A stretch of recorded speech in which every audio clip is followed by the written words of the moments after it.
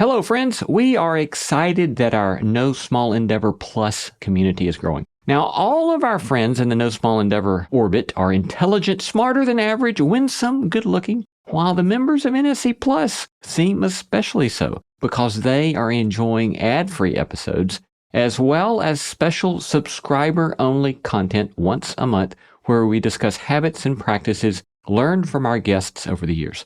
And those special episodes have been a lot of fun, personal and practical. I love sitting down with our producer, Jacob Lewis, and recording those for you. And so we would love to have you join us. And your NSC Plus membership helps support the show. So because of all of these things, we'd love for you to join the NSC Plus family. Just go to nosmallendeavor.com, click subscribe, and start catching up on our subscriber-only episodes today. Again, go now, nosmallendeavor.com, click subscribe, and start catching up. See you there. Hey friends, this week we wanted to share something special with you, a clip of another podcast that I think you might love called Your Mama's Kitchen, all about cuisine and culture, ingredients and identities, and the meals and memories that make us who we are. Every week, host Michele Norris talks to guests like Michelle Obama, Glennon Doyle, José Andrés, and more. And together, they explore the complexities of family life and how their earliest culinary experiences helped shape their personal and professional lives. And of course, each guest shares a recipe for a favorite dish from their youth, so you can taste a bit of their story. In the episode you're going to hear, singer-songwriter Jon Batiste serenades us with his harmonica-keyboard while reminiscing on the sounds of his childhood kitchen in New Orleans. He describes what it was like to grow up in a big musical family of jazz legends and shares some of their favorite Christmas traditions, including competing to see who could make the best and truest gumbo. I just wish that I had been there in person for all of this. Enjoy.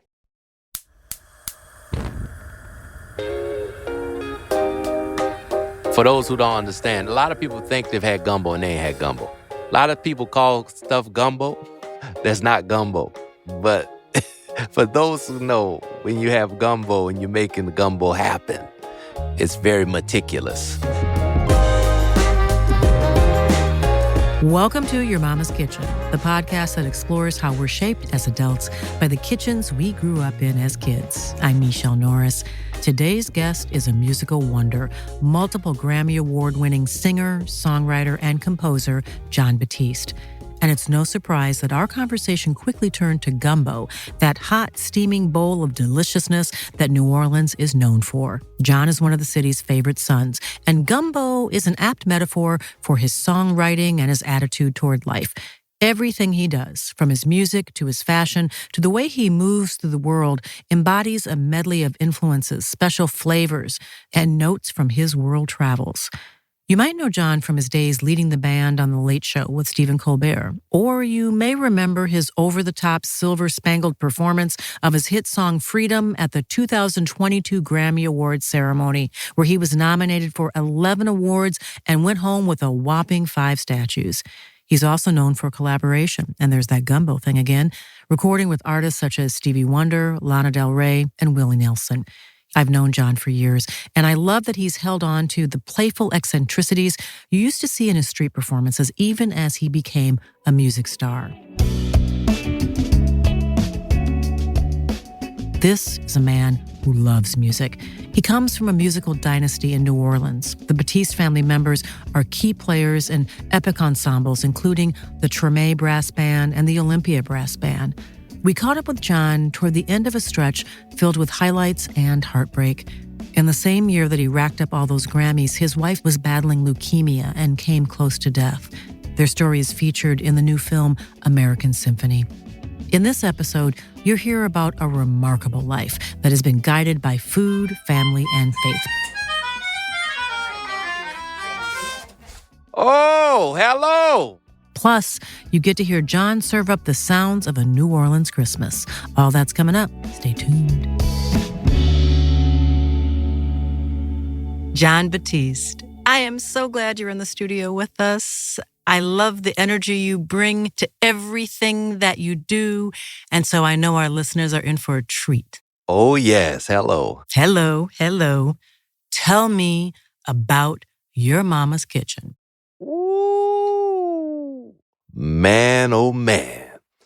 My mama's kitchen would turn out the most incredible dishes that would heal your soul and allow for your mind to just run free.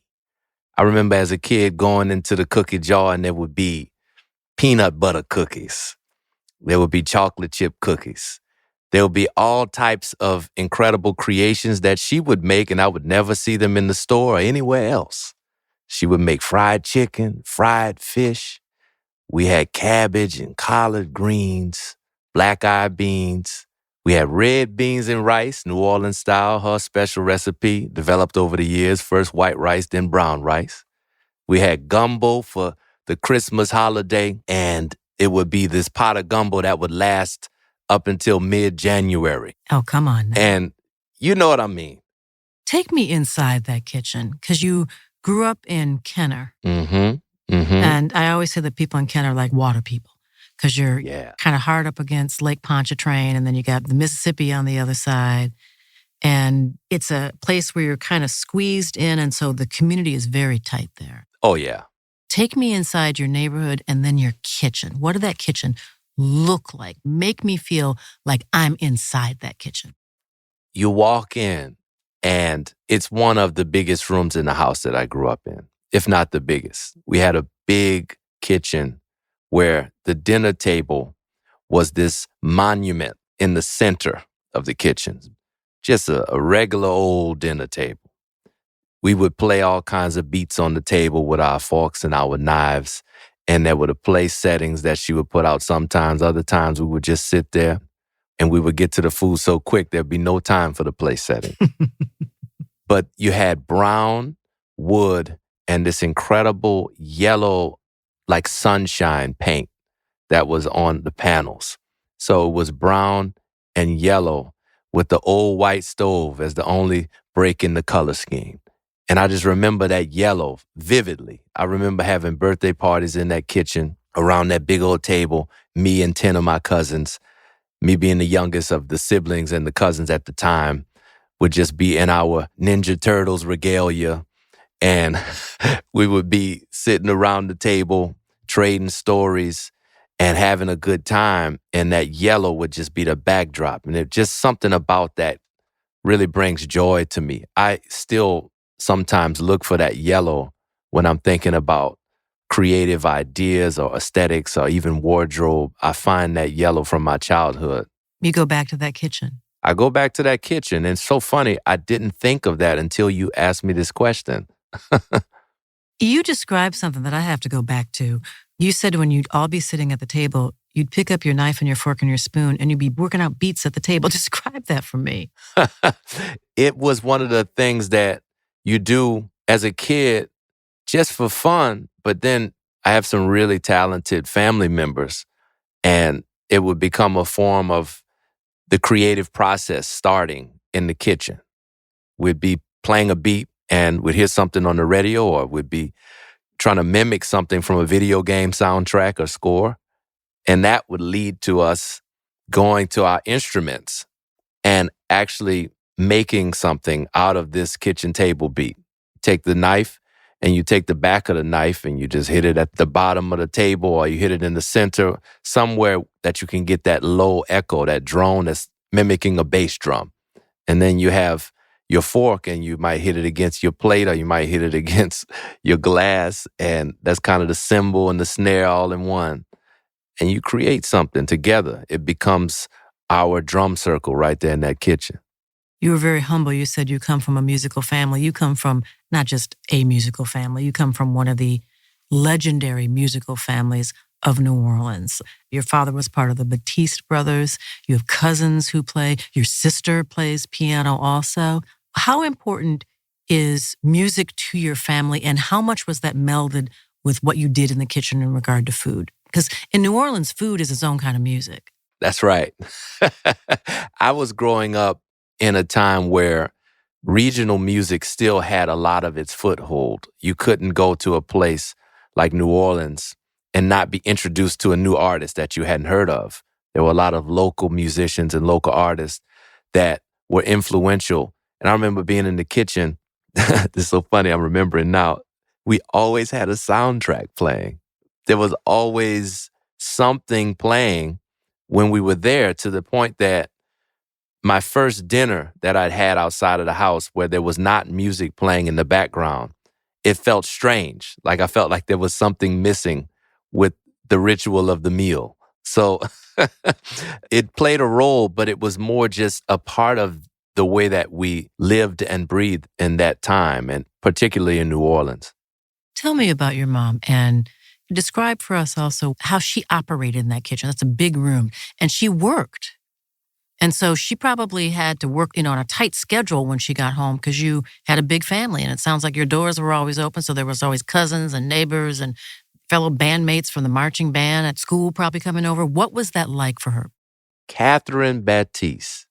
Catherine would come into the kitchen after being at work for the entirety of the morning into the early evening, come back after getting us from school and prepare a meal like clockwork. It would always be around 7:30, 7 o'clock, around that area. And it's amazing to think about how she was able to do it. She then decides, partway through our childhood, I'm in middle school, and my mother decides to go back to school to get yet another master's degree, changes career path, becomes an environmentalist before it's in vogue, before it's something that is a part of the national conversation. Truly visionary, and does this while never missing a meal, never having us as a family miss dinner time. You think about how she was able to do that, and it's mind-blowing to me. She's a superhero. How was she able to do that?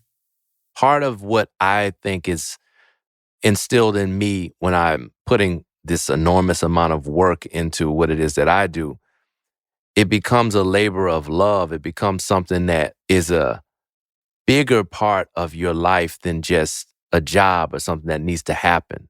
It's a part of how you communicate. She really saw cooking as a way for her to communicate her love to us. It wasn't something that she felt was getting in the way of other things she wanted to do. And I know it was still difficult because she still had to put all the time in. And we've talked about this as I've taken up cooking lately, and I've tried to learn every single one of her recipes. But she says, I actually miss those days. She says she's fond of that time of really providing that bedrock for our family. Mrs. having you all there. Yes, I'm out of the house. My sister's out of the house. We don't have those days of everybody's friends and cousins and everybody coming into the house. And it was a lot, but she also misses it, which I found to be a deep thing that she shared with me recently. And obviously I miss it, but I wasn't the one in there cooking. So it truly was a labor of love for her. Yes, that's right. Now, you had 7 children in that household. Oh, my goodness. That's a big house, a loud house, and a lot of mouths to feed. And I'm wondering why, when you tick through all the food that you loved, you talked about gumbo and you talked about everything else, but when you talked about your mom's red rice recipe that she perfected, I'm wondering if red rice became such a staple because that's a New Orleans tradition, or also because you can stretch red beans and rice and you can feed a whole lot of people. Funny enough, red beans and rice wasn't, when I was a kid, it wasn't my favorite. She had a way of serializing the meals. It would become a series where Mondays was red beans and rice, and that's a tradition in New Orleans. Wednesdays was some form of spaghetti and meatballs, or spaghetti and ground beef, or some incredible pasta. That was my favorite growing up.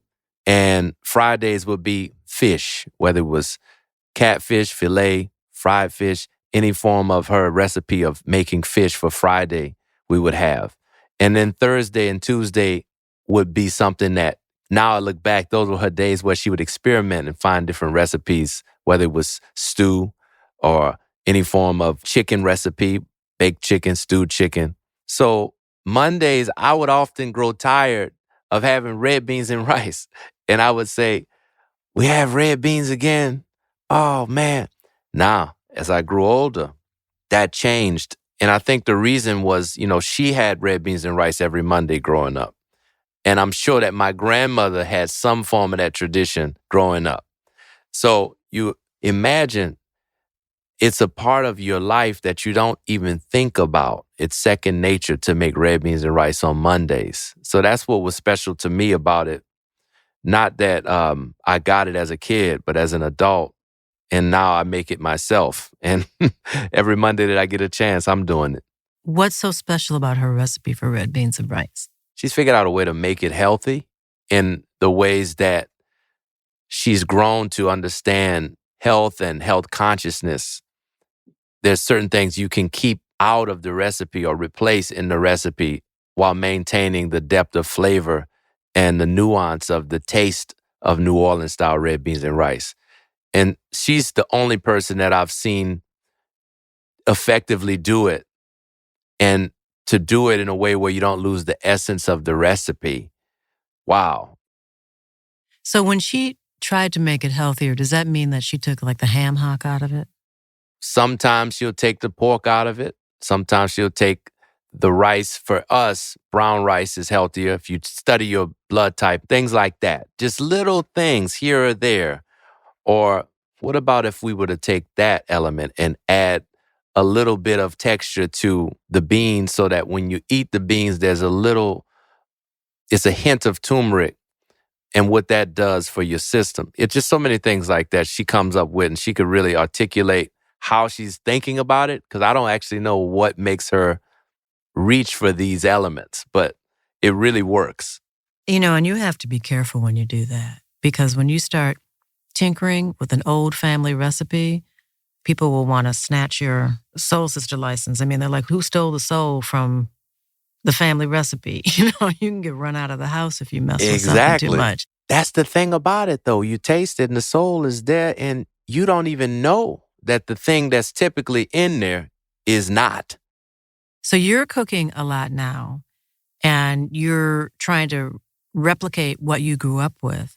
Is that something that you've always done? Did you just realize that you now have time to cook? Did that happen during COVID? When did you start to tinker in the kitchen? I really started during the pandemic to take the art of cooking seriously. I cooked for many years, but I never really had the time to focus on perfecting certain recipes. And I really took that time during the pandemic and the lockdown that we all experienced and hopefully gained the skill out of.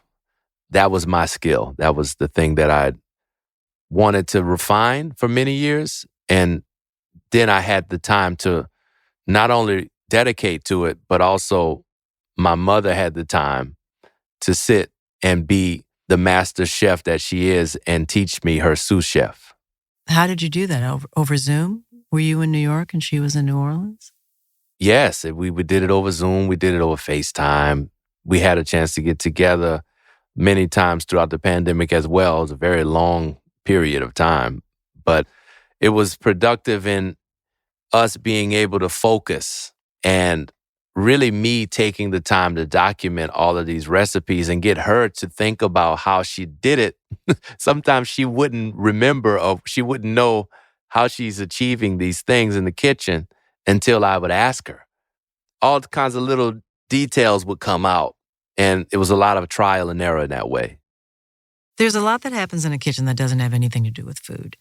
What were the important lessons that you learned, the important wisdom that you got in your kitchen that continues to help you today? Kitchen was a place to deliberate. It's a place of solace, place to process ideas. The kitchen was not just to eat. It was to go even late night if you wanted to just take a breather, sit at the table and let your thoughts roam and let your imagination really speak to you. That was where the kitchen came into play for me as a kid. I would draw on the kitchen table. I would then draw on books when I was told that I shouldn't draw on the table. You drew on the table. I thought you were drawing on a piece of paper that was on the table. You were actually drawing on the wooden table. Yes, when I was very young. Yes, absolutely. Oops. Something about being in the kitchen. It just would bring these ideas to the surface. And there was a feeling of being safe in the kitchen. So the kitchen still is that for me in my home today. It's a gathering place, and it's a place where memories are made, and we talk about many things that have nothing to do with cooking. I wonder if the kitchen for you today is also a healing space. You and your wife have been on quite a journey. And is she still in chemo right now? Yes, she's in chemo, but she's cancer-free. Thank God. Thank you. Thank goodness. You two met at band camp when you were teenagers. Yes. You've been together a long time. And in the film that I hope everyone sees, American Symphony, you talk about your health journey. And I'm wondering if the kitchen for you now is not just a place of inspiration and respite, but if it is a very important healing space as well. Absolutely. There's a feeling of real triumph when we come home. And I'm imagining us coming home after her recent time in the hospital where we didn't know if she would make it back home. This is a time where there's a lot of uncertainty. And to come back that first night and sit in the kitchen together again after months of being displaced and having uncertainty be the rule of the day, that was a very special memory for me, and truly is a place now where there's so many things that occur that are healing. I remember we had the launch of my album from our kitchen. We could have gone to a venue or a fancy restaurant even, or some performance hall. But we felt after this year that we've had, let's have all of the most important people in our life come to our kitchen. And let's just share this time and do something very special in that way. We've had many gatherings in that regard since this time has been so challenging to really fortify our home. And we have a motto that we have engraved in one of my instruments that's in the kitchen. It's the motto, family and freedom.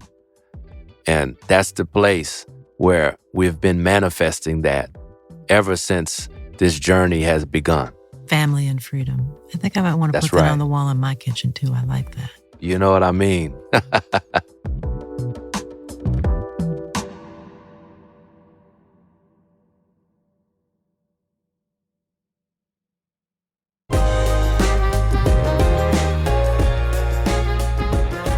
Jon, we know you now as an extrovert. You wear flashy clothes. You're always dressed in glad rags. We've seen you on stage. We've seen you every night when you were leading the band on Colbert. Your hair is always popping. I listened to your sister in an interview. Yes. And she said that she's always amazed when she sees that version of Jon Batiste because she remembers a shy little kid who just wanted to make music and draw and didn't want to talk to anyone. What happened? How did you suddenly burst out of that shell and become the Jon Batiste that we see and love today? Everything is always inside. We have so much inside of us that is a big part of who we are that comes out in stages. Things happen in your life in stages. And I believe that when you become a performer, the job of the performer, in part, is to figure out how to manifest all of the incredible gifts that you've been given and beauty that's within you and communicate that. How do you communicate it as a performer, as a manifestation of your art?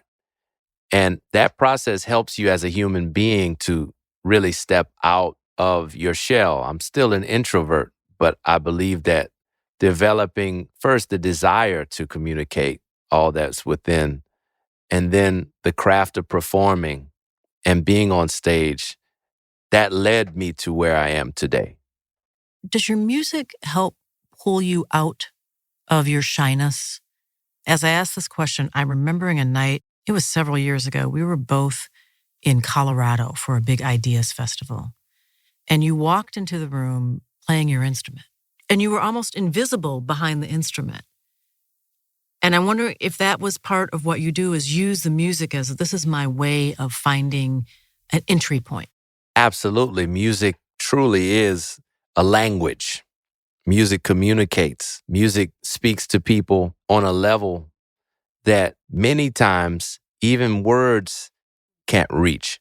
And that's the thing about stepping into any environment, whether it's the highest of the high or it's the most mundane, everyday down-home environments. Everything that you do and everything that you say with your instrument is felt immediately without need of translation.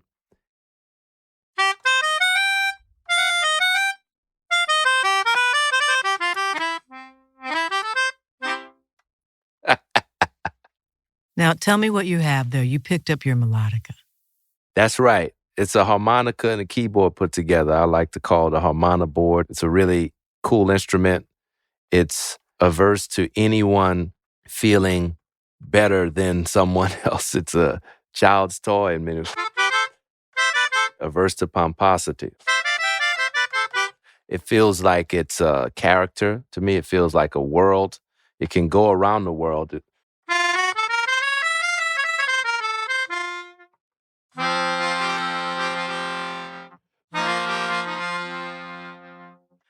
It can go anywhere in space and time. It's a form of time travel. When did you pick up the melodica? Around 14 or 15, my father gifted me one. From his travels, he went to Japan and brought melodica back. And from then on, I'd started to carry it around with me when I moved to New York to go to Juilliard. And I would be in the halls of Juilliard, this conservatory, with the melodica. And I would be in the subways and I would be playing the melodica. And then eventually, it started to become a part of my performances. We do these things where it's called a love riot.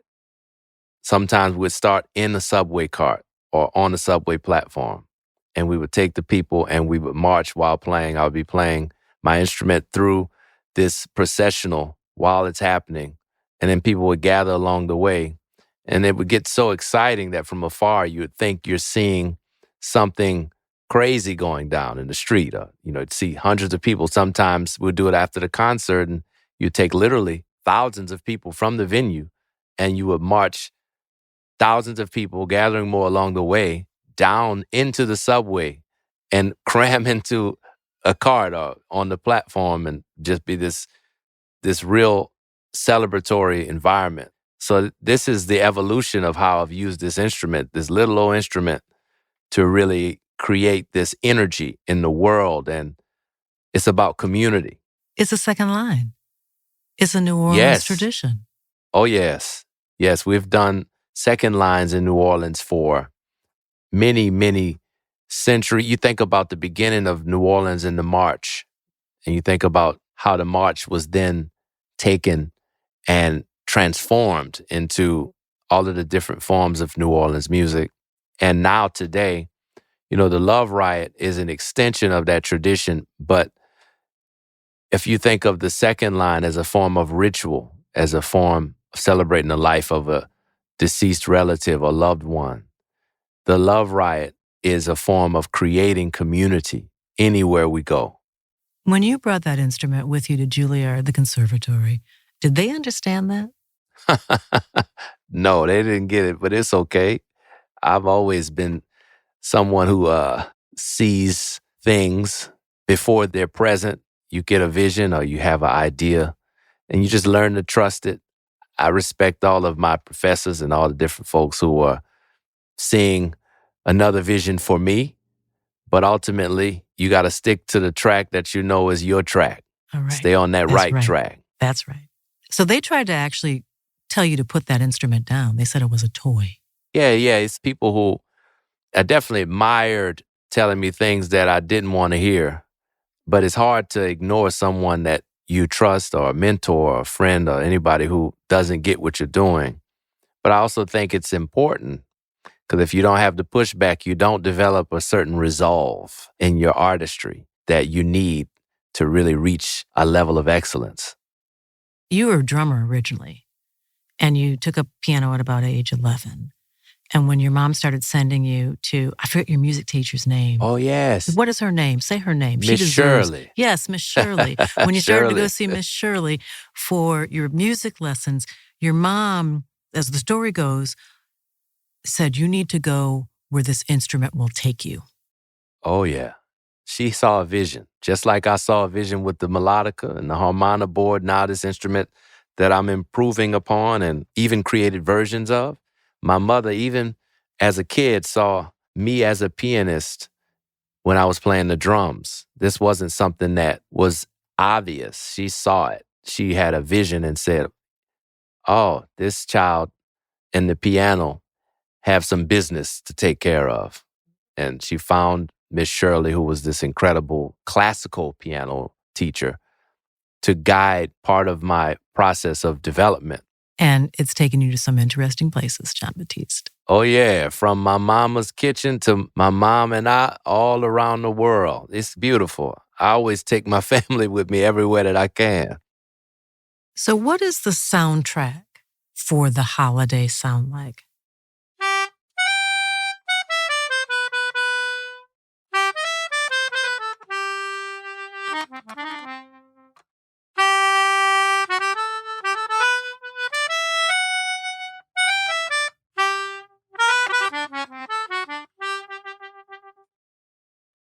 My dad loves to sing the Christmas song during the holidays, and that's a tradition of him and I will go to the piano, and he'll sing, and I'll play, and I'll sing, and he'll play the bass sometimes, and we'll play together, and it'll be a great moment.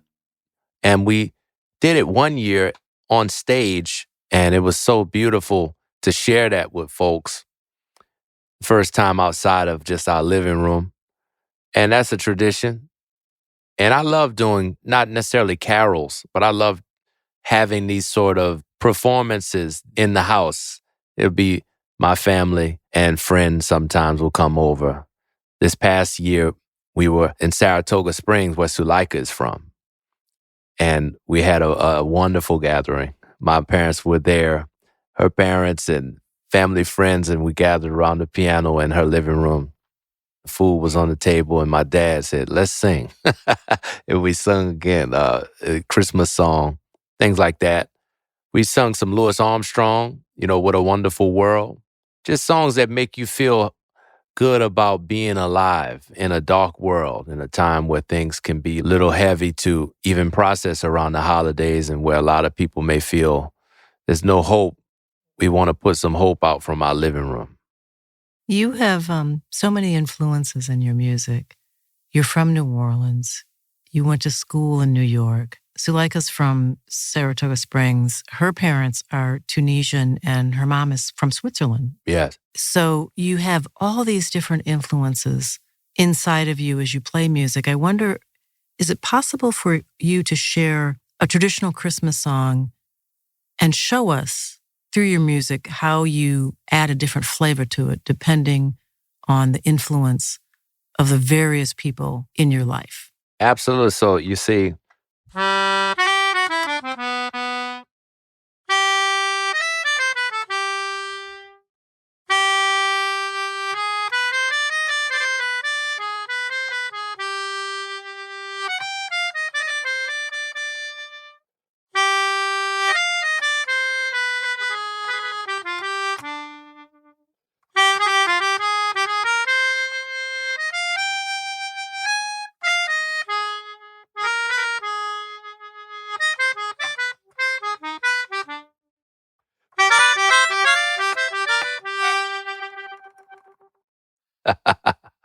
You can really make that instrument do so much more than I think any other artist can when they pick up that thank you so much. harmonica-keyboard.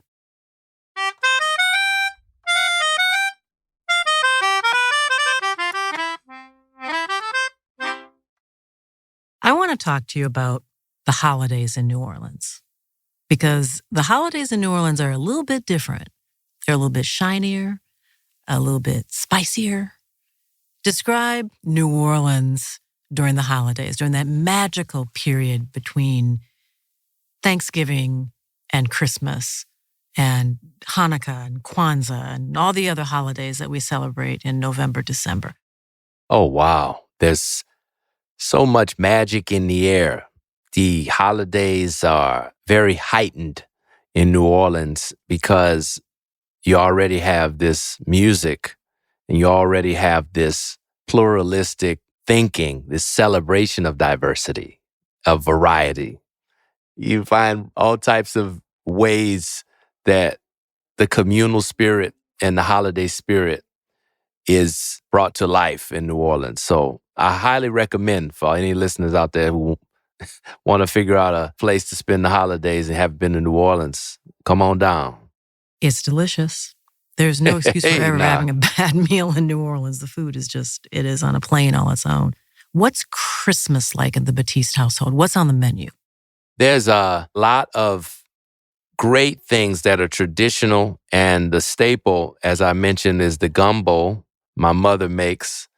And then what happens is it becomes not a competition, maybe a friendly competition, but we'll go to my grandfather's house and there's another pot of gumbo.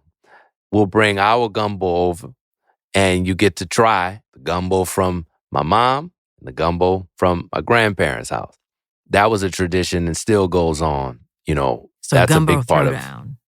Yeah, it's a gumbo throwdown. You go and you got to be ready because everybody's spending about a week making the pot. This is not some overnight situation. You have to put thought in your gumbo. No, gumbo is not for the faint. I mean, you have to put some time into gumbo. Yeah. For those who don't understand, a lot of people think they've had gumbo and they ain't had gumbo. A lot of people call stuff gumbo. That's not gumbo. But for those who know, when you have gumbo and you're making the gumbo happen, it's very meticulous. Tell me about your mama's gumbo. Oh, I would say that when you're making a roux, I like the roux to feel like it's not so watery, but not so thick. And her gumbo, the roux that she has, it has just the right amount of that swamp texture to it, where you just, you put a piece of bread in there and it just melts in your mouth. Perfect. It takes 2 days for her to get to the point where she's ready to put all the ingredients in the pot. Mm-hmm. So it's like she preps the pot. It's a whole nother approach than anything I've ever seen. I'm and listening the result carefully here because I make Christmas gumbo every year. So I'm trying to sop up some kitchen wisdom right now because it does take a while. Oh, yeah. I make gumbo every year at Christmas. See? So, okay. So what do you have? Do you do chicken or do you do seafood or is it both chicken and seafood? Chicken and seafood. Yep. Same thing. And sometimes a little dollop of crab on the top because we're here and we're close to Baltimore. My husband's from Baltimore, so I have a little piece of crab on the top. Now, we haven't done a gumbo smackdown. Maybe we should think about doing that because that just means that there's more gumbo on the table. But gumbo is different somebody in every household. This past Christmas, he'll remain nameless, but a good friend of ours, prominent individual, challenged my mother to a gumbo throwdown. And he's not from New Orleans. And he said, I want to challenge you. One bite, and we will know who the winner is. So I'm looking forward to that this Christmas. Maybe you should come by and have part of the friendly competition. I'm never voting against your mom, so I'm just going to say that right now. I'm always casting a vote for mom's gumbo, but I'm willing to try somebody else's. Yeah, it was a very bold claim, especially for someone who is not from the home of gumbo. Come on now. Yeah, that's... Now, back to her gumbo. So she does her roux over 2 days, same pot every year, wooden spoon. Yep. Mm-hmm. Always a wooden spoon. And you have to kind of hit the spoon when the roux starts to do its thing. Yep. You kind of hit the pot, and the roux does this little dance inside, then it settles down again. That's right. That's a key moment because you can easily burn your roux. Mm-hmm. You can easily burn your roux.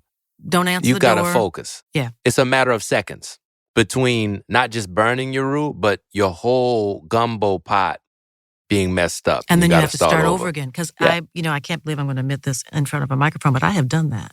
But that's part of the lesson. That's part of the wisdom. You got to get there.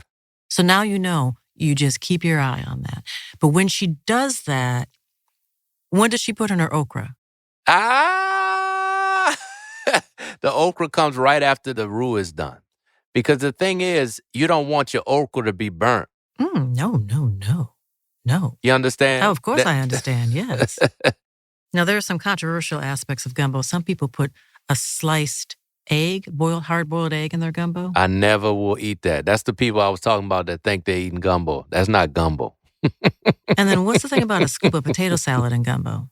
Oh, interesting. I don't know about that. I haven't had it like that. I had potato salad with the gumbo, not potato salad in the gumbo. Some I people don't put know a about little that. potato salad in the gumbo. I've never really understood it. No shame to people who do it, but it is a curiosity. Y'all go ahead and do that. Also, some people have corn they put Oh, in no. gumbo. Corn and gumbo? Really? One time I had that, and I will tell you, I felt like this is sacrilege. I can't believe you're doing this. Yeah, no corn in the gumbo. Okay, so what are your plans for this Christmas? What are you doing this holiday? Hoping to help some folks out.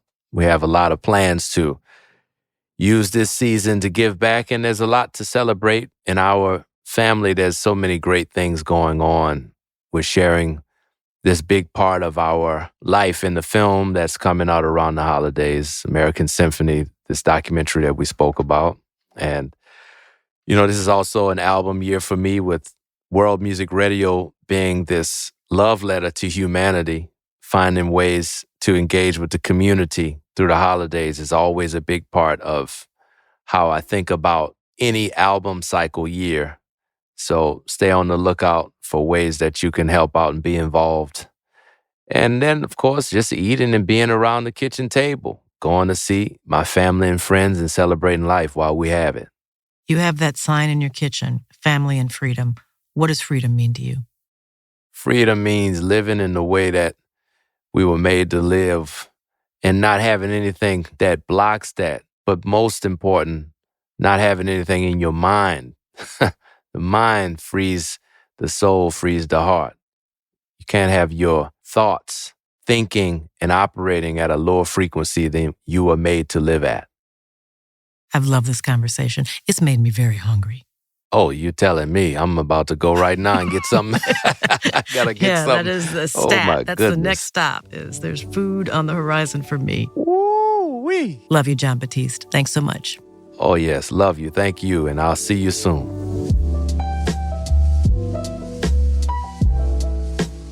Whenever I hear Jon's music, I'm going to think about that sign in his family kitchen, family and freedom. His childhood kitchen had plenty of both. And this story shows how that space can be an incubator for creativity, a place to let dreams soar, a place to find healing and solace in tough times, a place to figure out how to let folks know how much you care about them, which is what Jon's mama always did. I've heard Jon talk about his family's famous red beans and rice recipe for years, and now we can all make it in our own kitchens. Now, a quick clarification. We began this podcast series with Michelle Obama's recipe for red rice, which has its roots in South Carolina and should not be confused with a New Orleans staple called red beans and rice. That's a simple dish that packs a lot of flavor if you know what you're doing. And to make sure you do, you can find the Batiste family recipe on my Instagram page at Michele__Norris. That's 2 underscores. You will also find background on my family's Christmas gumbo tradition. And I agree with Jon. No boiled eggs or potato salad in the gumbo, please. It stands strong on its own. Rue la la. Happy Merry everything to all of you. See you next week. And until then, be bountiful.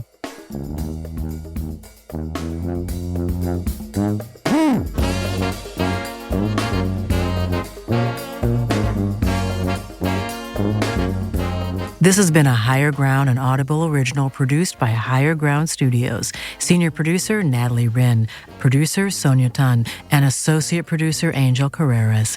Sound design and engineering from Andrew Epen and Roy Baum. Higher Ground Audio's editorial assistants are Jenna Levin and Camilla Thurdakus. Executive producers for Higher Ground are Nick White, Mukta Mohan, Dan Fierman, and me, Michele Norris. Executive producers for Audible are Nick D'Angelo and Ann Hepperman. The show's closing song is 504 by the Soul Rebels. Editorial and web support from Melissa Baer and Say What Media. Our talent booker is Angela Peluso. Special thanks this week to The Creamery in Brooklyn, New York, and to Clean Cuts in Washington, D.C.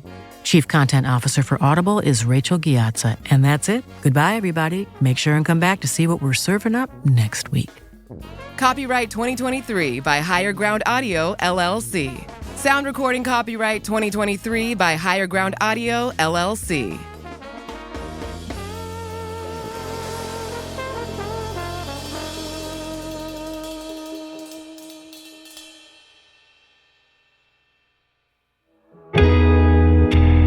Higher Ground.